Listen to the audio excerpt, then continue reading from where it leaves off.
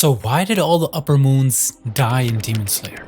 I mean, did they really deserve it? Sure, most of them were murderers, liars, and traitors. But did you know that some of them were just trying to get stronger to protect someone they loved?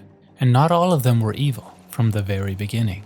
They were just victims of reality. Another crazy thing is that all upper moons could actually be based on deadly diseases. And some of them are really twisted, like Kokushibos, Dakis, and Gyutaros. And to top it off, what if I told you there's a reason why these demons became evil? It's even crazier when you realize that some of their blood demon arts were actually inspired by the very people they cherished. Just like Akaza. Did you know that before he died, the true reason for his deep desire to grow stronger was revealed? And you wouldn't believe how beautiful it was. To the point that you'll even ask yourself, did Akaza really deserve to die? I know I've given you many unanswered questions, so let me give you some answers, starting with this. Did you know that Akaza is actually based on a real-life disease, measles, or akamogasa?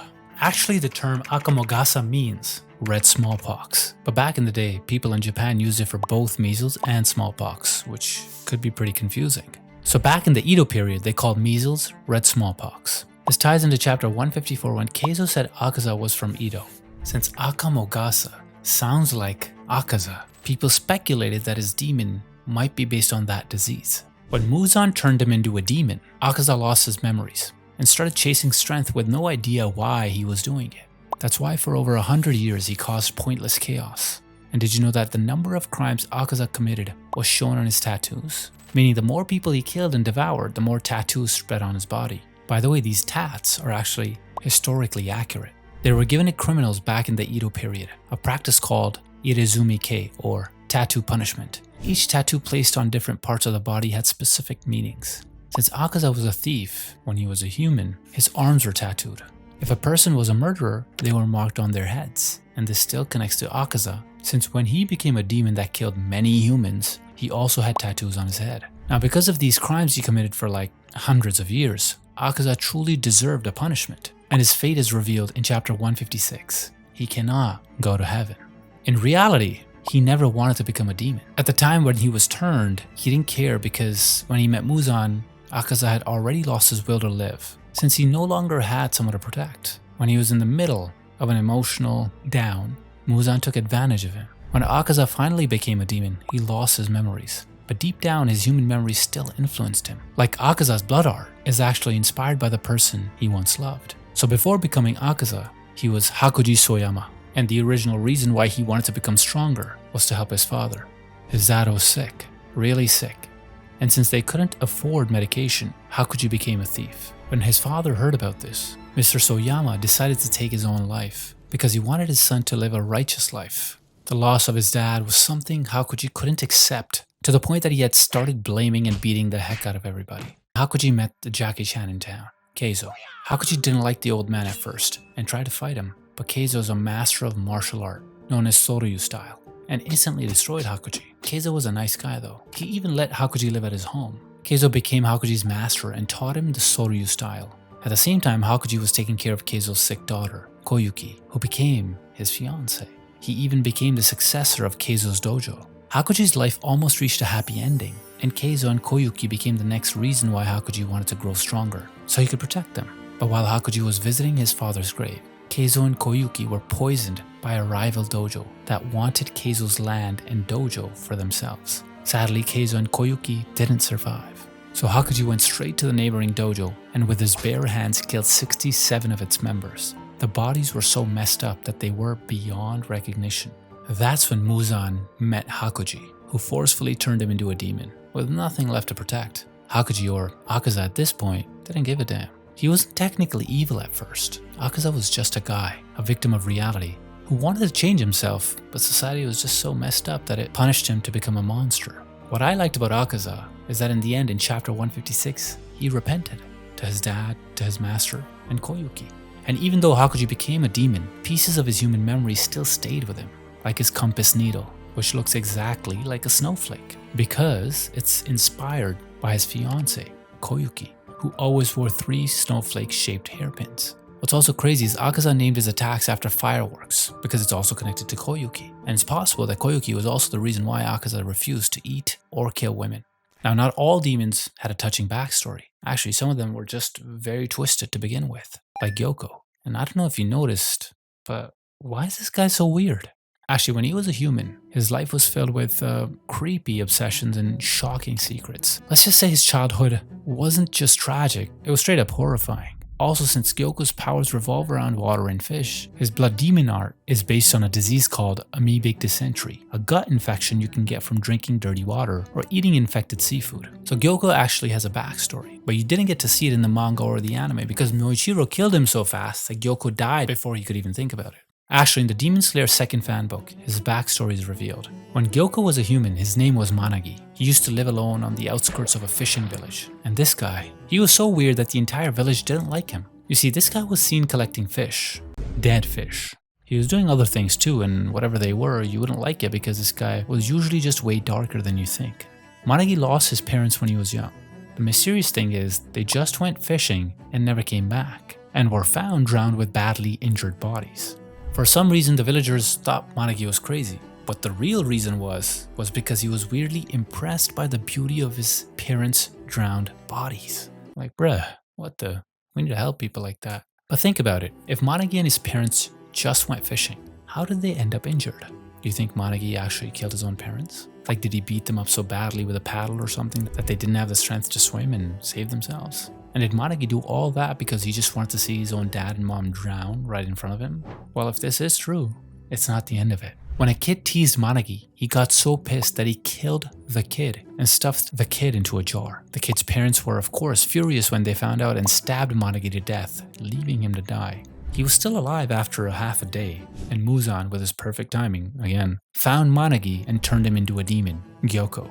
I mean, what's the difference? Even as a human, this guy was evil. He just became worse when he became a demon, because he preyed on humans, especially children. He even called himself an artist and transformed his victims into his so-called masterpieces. Unlike Akaza, Gyokko had zero chance for redemption, because he probably didn't do a single good thing. When our boy Moichiro chopped off Gyokko's head, I think this demon deserved it. Gyokko didn't even regret anything, like, he was just pissed at Moichiro because he ruined his masterpiece or whatnot. Now, during the Entertainment District arc, the death of Daki and Gyutaro revealed something really interesting, and you probably saw Gyutaro as cruel and ruthless. But have you ever wondered why he was like that? And what if I told you there's actually one good thing about him that you probably didn't know? Because of his looks, Gyutaro got bullied and called all sorts of names. What's worse, even his own mom despised him. I guess that happens when you have a good-looking sister. Glad I don't have one. Despite Gyutaro's flaws, the only thing he was proud of was his beloved sister, Daki or Ume. By the way, did you notice in chapter 96 when Gyutaro said Ume was named after the illness that killed their mom? That illness might have been syphilis. And the crazy thing is, if Gyutaro's mom had syphilis, then he might have been born with congenital syphilis. That's when a mom passes the illness to her kid, causing bone deformities, yellow eyes, skin rashes, and messed up teeth. Basically everything we see in Gyutaro. So in theory, Daki and Gyutaro might be inspired by syphilis. Now Gyutaro raised Ume himself after their mom passed away. Unlike him, Ume was pretty, and having such a beautiful sister helped him feel less insecure. Then Ume was punished like a goddamn witch, like in medieval Europe, after she messed with a samurai. Gyutaro got revenge for his sister, but almost died too. And thanks to this mofo, Doma, Gyutaro and Ume were saved and turned into demons. Actually, Gyutaro never regretted becoming a demon. He even said that no matter how many lives he'd lived, he'd always choose to be one. But he did have one regret, his sister. I mean, let's be honest guys, who hasn't regretted having a sister? Gyutaro blamed himself because he thought his sister's life would have been better if someone else had raised her. In his final moments, Gyutaro wondered if Ume could have had a better life without him. He thought that if Ume had a better family, she could have been a proper Oiran. With normal parents, she'd be the perfect daughter. In a good home, she'd be an elegant woman. So he might have not regretted becoming a demon or killing a lot of people, but there's at least one good thing he regrets, which also proved that he wasn't entirely selfish. It was also interesting that even in death, Gyutaro showed he cared for Ume by telling her to go toward the light, hoping she could have a fresh start without his negative influence. But wait, what do you mean by light? In chapter 97, when Daki and Gyutaro died, they were sent into this void. Gyutaro mentioned that he was going that way. He told Daki she should go in another direction, toward the light. Does that mean they were given a chance to redeem themselves? But whatever the reason, there's one good thing about Daki as well. I know she's sadistic and acts like a spoiled brat, but at least she didn't abandon her brother and regretted all the negative things she said about Gyutaro. I think my sister needs to watch this. So both siblings had their own regrets, but that doesn't mean they didn't deserve punishment for their crimes. In the end, they faced their fate together, as brother and sister. Honestly, Daki and Gyutaro's story hits me with mixed feelings. But there's no need to feel bad for other demons because some of them are totally messed up or really evil, including Hantengu, and this guy is the worst. You see, even when he was a human, you won't believe how twisted this guy was. And the crimes he committed were way beyond redemption. Then, when he becomes a demon, did you notice that there's something about his body that hints Hantengu might be based on a deadly disease? Like the big lump on his forehead, his face, and weird skin color might be inspired by leprosy. But just to be more specific, this applies only to his real body. His clones don't show all these symptoms. Now when Hantengu was a human, he was a liar who always pretended to be weak or blind just to gain sympathy. Throughout his life, he committed many crimes, like stealing and even murder. But every time this mofo always claimed to be innocent and blamed everyone and everything around him, just not himself. And you know what's even worse? Hantengu even killed his own family because he thought they were also against him. So this guy had been living in his own BS world so much that he actually thought he was the victim. This mindset even manifested in his blood demon art, where he literally created new demons to do the fighting while he ran off or hid, so he didn't have to deal with any responsibility. And with this victim mindset plus zero remorse for everything he had done, there's no way he'd get a second chance. He definitely deserved whatever divine punishment he got. If you think Hantengu had the most messed up backstory so far, you don't even know how insane Nakime's story was, especially the reason why she had to kill people. And you probably missed it because it wasn't even shown in the manga. Also, just like all the upper moons, Nakime was probably inspired by a disease called pink eye, because you know, she has a pink eye. In the second Demon Slayer fanbook, it was revealed that when Nakime was still a human, she used to work as a biwa player, though she wasn't that famous, so didn't earn that much. On top of that, her husband was addicted to gambling and was always wasting her money. So one day something crazy happened.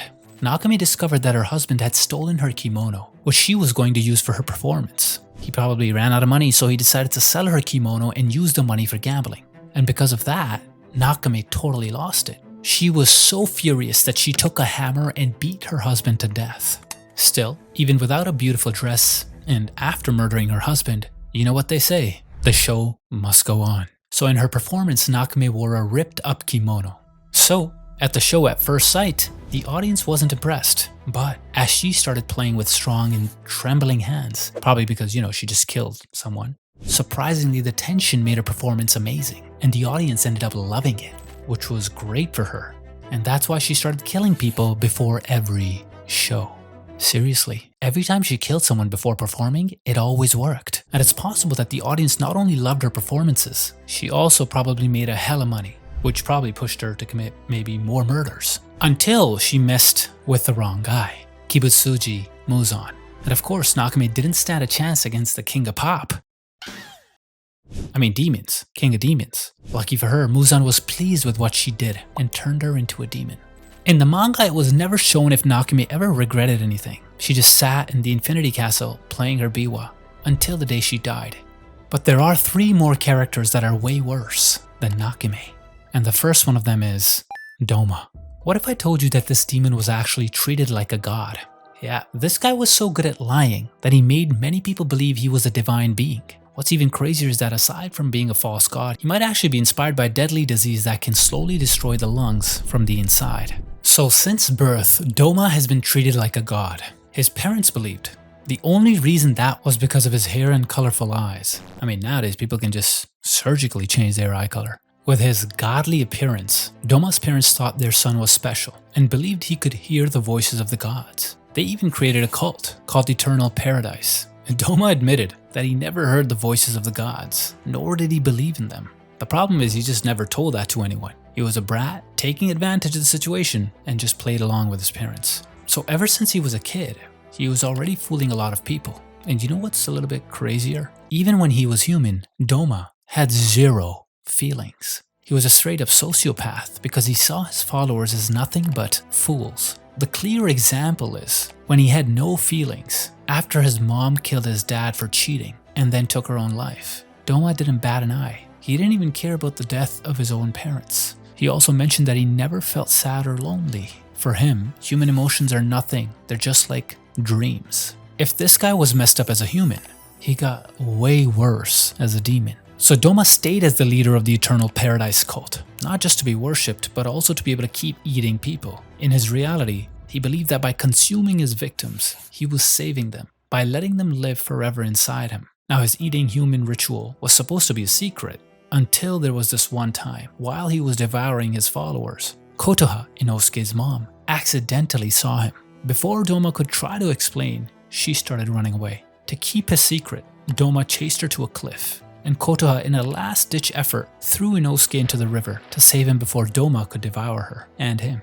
Doma also ended up killing Kanai Kocho and consuming Shinobu, which turned out to be his biggest mistake, as Shinobu had strategically infused her body with 37 kilograms of wisteria flower poison in order to kill Doma. In the end, he got his karma because the people who defeated him were people related to his victims, Inosuke, Kanao, and Shinobu.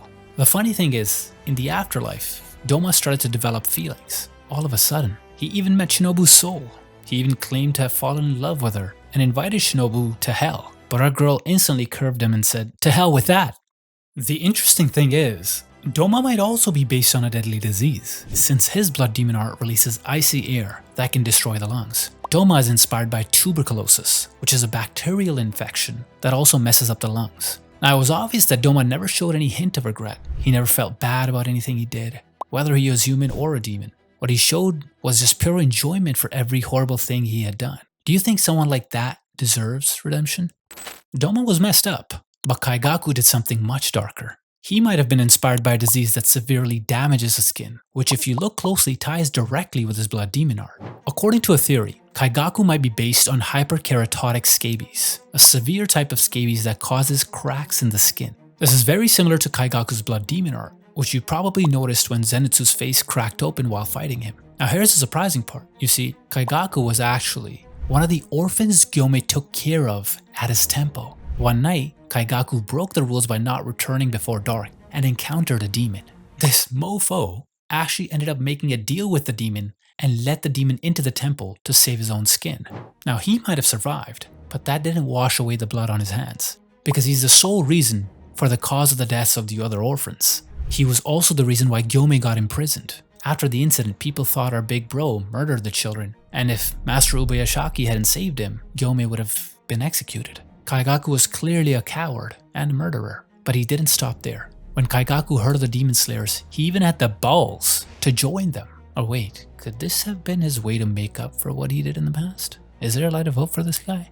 After which, he was taken in by a former Hashira, Jigoro Kuwajima, where he learned the thunder breathing with Zenitsu. Kaigaku even set a goal for himself. He wanted to become Jigoro's successor as the new Rumble Hashira. The thing is, Jigoro chose both Kaigaku and Zenitsu as his successors, which was actually pretty reasonable since Zenitsu had only mastered the first form of thunder breathing, while Kaigaku had mastered the second to sixth forms, but not the first.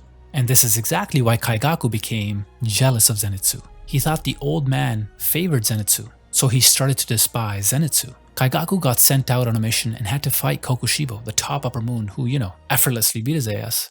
After losing, Kaigaku begged for his life, so Kokushibo offered him Muzan's blood, and of course, Kaigaku accepted.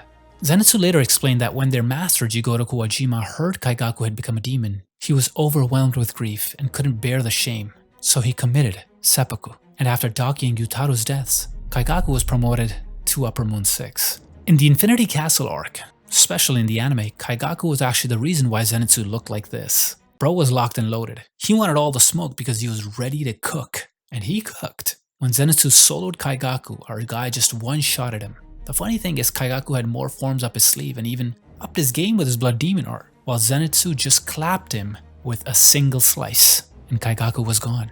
Of course, Kaigaku couldn't just accept his defeat. He thought it was totally unfair, assuming the form Zenitsu used was something their master had taught him because Zenitsu was the favorite student. Again, Kaigaku was wrong. Zenitsu created the form himself to defeat Kaigaku, to fight him as an equal. Sadly, Kaigaku, and not surprisingly, had no change in heart. He died with zero regrets, didn't give a damn about the deaths of the orphans he betrayed or the death of his master. He didn't offer a single apology. That's why he was defeated by the very man he mocked. That's why I liked what Yushiro said in chapter 146. When he tried to save Zenitsu, he told Kaigaku, "Someone who never gives to others will someday become unable to receive anything from them. Which is true because in reality, what you put out into this world is what you get back. If you're always selfish, don't expect people to have your back when you need it. And that's why Kaigaku died alone.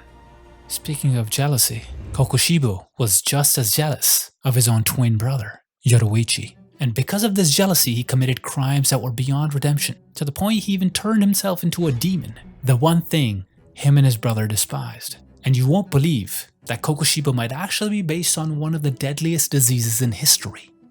The Black Death, aka the bubonic plague.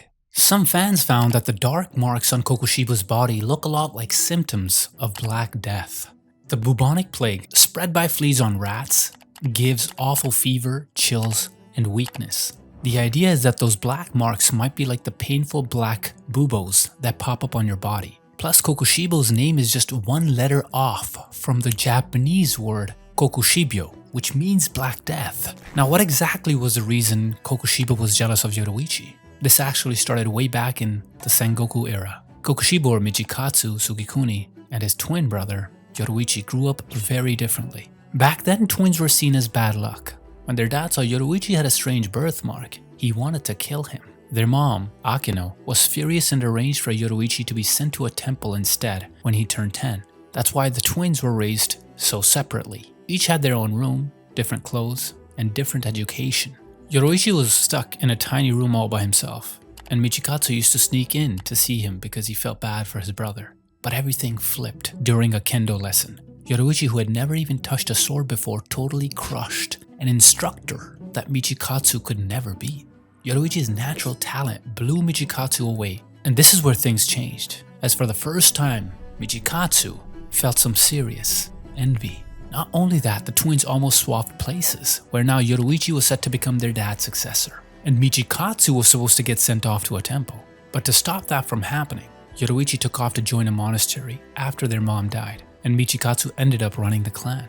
Now, what really made Michikatsu even more jealous was reading their mom's journal. Yoriichi knew that their dad wanted to make him the heir, so he decided to leave. And even though Yoriichi seemed like he was the coddled or weak one because he was always glued to their mom as a kid, in reality that wasn't the case. In fact, he was actually helping their mom out because she was really sick, which is something that was hidden from everyone else. That's why every time Michikatsu saw his brother, Yoriichi was on their mom's left side, supporting her because she had trouble on that side of her body. In that moment, Michikatsu felt his heart burn with jealousy, and deep down, he now had fully started to hate his own brother. He even wished Yoriichi had died and never existed. I mean, I've had problems with my sibling, but damn, Michikatsu on another level. Meanwhile, their dad actually tried to bring back Yoriichi, and even sent a messenger to the temple. But surprisingly, Yoriichi wasn't there anymore. He had disappeared. A few years later, Michikatsu got married and had a kid. But one night, when Michikatsu was at a camp with his men, a demon showed up and slaughtered all the men.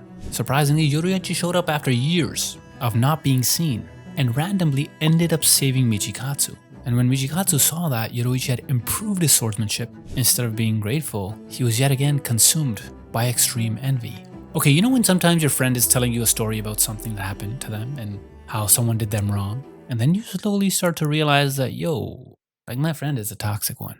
Michikatsu was so crazy jealous that he became determined to surpass his brother. He even left his own family to join the Demon Slayers and train harder.